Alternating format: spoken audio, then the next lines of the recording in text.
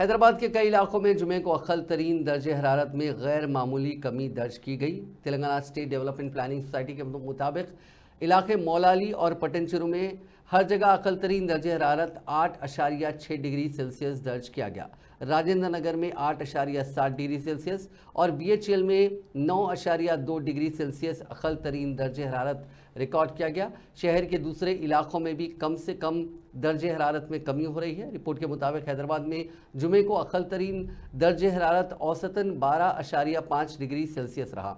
आमतौर पर यह 15.5 डिग्री सेल्सियस रहा करता है। इस दौरान महकमे मौसमियात ने पेशकयासी की है कि ये सूरत हाल आने वाले चंद दिन तक जारी रहेगी और मिनिमम टेम्परेचर औसतन 13 से 16 डिग्री सेल्सियस के दरमियान रहेगा। महकमे मौसमियात ने यह पेशकयासी की है कि सुबह के वक्त कोहर छाई रह सकती है। ज़िले आदिलाबाद के कई इलाके शदीद सर्दी की लपेट में आ गए हैं। Telangana state development planning society ने जुमे को जारी करदा एक मौसमी रिपोर्ट में बताया कि ज़िले के कई इलाकों में मिनिमम टेम्परेचर में रोज़ाना कमी हो रही है।